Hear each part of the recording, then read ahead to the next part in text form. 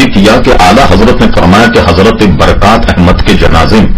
حضور صلی اللہ علیہ وسلم تشریف لائے تھے اور نماز جنازہ میں نے پڑھائی۔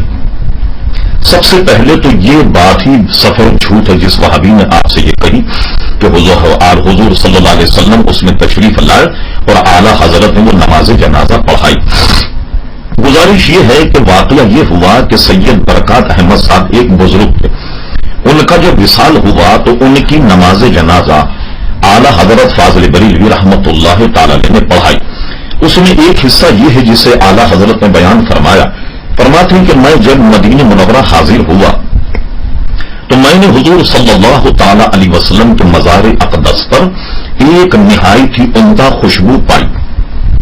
میں نے اس خوشبو کو سونگا، گویا سیاق و سباق سے ایسا لگتا ہے کہ وہ خوشبو جو روز انور پر اعلیٰ حضرت فاضل بریلوی نے محسوس کی، تو اسی خوشبو کے متعلق وہ فرماتے ہیں جب سید برکات احمد صاحب کا وصال ہوا تو میں نے ان کی نماز جنازہ پڑھائی تو وہی خوشبو میں نے اس میں محسوس کی۔ کیا مطلب ہوا کہ حضور صلی اللہ تعالی علیہ وسلم روحانی طور پر پیر برکات احمد صاحب کے جنازے میں تشریف لائے۔ اعلیٰ حضرت کا کہنا یہ تھا کہ پیر برکات احمد صاحب اللہ کے ایسے نیک بندے اور ایسے مقرب ہیں کہ نبی کریم صلی اللہ علیہ وسلم ان کے جنازے میں تشریف لائے تو اتنے مقرب بندے کا جنازہ میں نے پڑھایا اور مجھے یہ شرف حاصل ہوا۔ اس میں وہ کون سا جملہ ہے جس میں معاذ اللہ اعلیٰ حضرت فاضل بریلوی نے خدا نخواستہ یہ فرمایا کہ میں نے حضور صلی اللہ تعالی علیہ وسلم کی امامت کی، روحانی طور پر نبی کریم علیہ الصلوۃ والسلام تشریف لائے تو آج بھی روحانی طور پر حضور صلی اللہ علیہ وسلم ساری دنیا کو مثل کف دست ملاحظہ فرما رہے ہیں۔ یہ بتائیے ان وہابیوں سے یہ پوچھیے کہ چلیے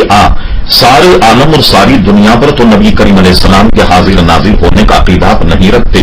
لیکن کم سے کم یہ تو عقیدہ آپ رکھتے ہیں کہ جہاں حضور کی قبر انور وہاں تو آپ موجود ہیں، اس لیے کہ تمام دنیا بھر کے وہابیوں کا کہنا یہ ہے کہ حضور علیہ السلام کے مزار پر انوار پر الصلاۃ والسلام علیک یا رسول اللہ کہا جائے یہ جائز ہے، اس لیے کہ وہاں حضور علیہ السلام سنتے۔ ان وہابیوں سے پوچھیں کہ حضور مسجد نبوی میں تو موجود ہیں، تو آج کل کے کسی وہابی امام کو یہ کیسے جرت ہو گئی کہ وہ حضور علیہ السلام کی موجودگی میں مسجد نبوی میں نماز پڑھا رہا ہے؟ معلوم یہ ہوا کہ حضور علیہ الصلوۃ والسلام کی بظاہر جب آپ دنیا میں تھے اس وقت کے احکامات کچھ اور تھے، حضور علیہ الصلوۃ والسلام کے دنیا سے تشریف لے جانے کے بعد کے احکامات جو ہیں وہ کچھ اور۔ ان کا یہ کہنا کہ نبی کریم صلی اللہ تعالی علیہ وسلم نے معاذ اللہ اعلیٰ حضرت فاضل بریلوی کے پیچھے نماز پڑھی اور مولانا احمد رضا خان صاحب اس کے مدعی ہیں کہ انہوں نے حضور علیہ السلام کی امامت کی، یہ جملہ بالکل غلط۔ اگر اسی کو اصول بنا لیا جائے تو احمد صاحب آپ ملاحظہ فرمائیے میرے ہاتھ میں اس وقت مشکات شریف کی پہلی جلد، مشکات شریف میں باب المسح جو ہے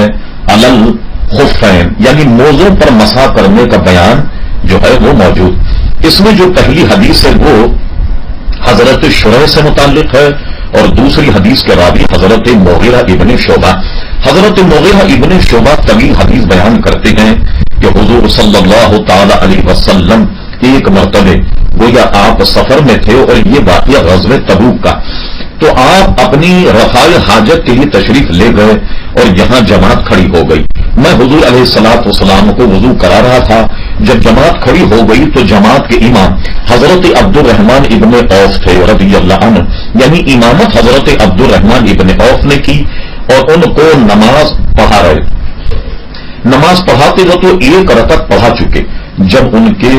ان کو رسول اللہ صلی اللہ علیہ وسلم کی آمد کا احساس ہوا تو انہوں نے پیچھے ہٹنے کا ارادہ کیا، بس رسول اللہ صلی اللہ علیہ وسلم نے ان کو اپنی جگہ قائم رہنے کا گویا اشارہ فرمایا، بس رسول اللہ صلی اللہ علیہ وسلم نے ان کے پیچھے 2 رکعت نماز میں سے ایک رکعت پڑھی، پھر جب انہوں نے سلام پھیرا تو حضور علیہ السلام کھڑے ہو گئے اور حضور صلی اللہ علیہ وسلم نے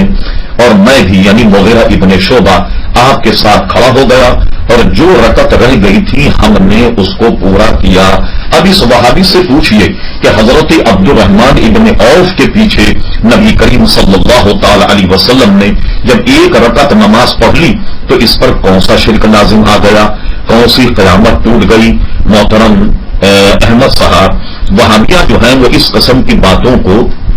ذریعہ بنا کر اہل سنت جماعت پر ہر قسم کی لان تان کرتے ہیں. آپ ان کی باتوں میں ہرگز نہ آئیے. مسئلہ صرف یہ تھا کہ نبی کریم علیہ الصلوۃ والسلام روحانی طور پر ان کے جنازے میں تشریف لائے. وہ اتنے بڑے بزرگ تھے کہ حضور کی آمد ہی یہ بتا رہی ہے کہ وہ نبی کریم علیہ الصلوۃ والسلام کے خواص میں سے تھے, اور کہنا یہ تھا کہ ایسے مقرب بندے کی نماز جنازہ میں نے پڑھائی. امید ہے کہ پہلا سوال کا جو غبار ہے وہ آپ کے ذہن سے اتر گیا ہوگا اور آپ وہابی کو سمجھا بھی سکیں. آپ نے دوسرا سوال یہ کیا کہ اعلی حضرت نے وصایا شریف میں فرمایا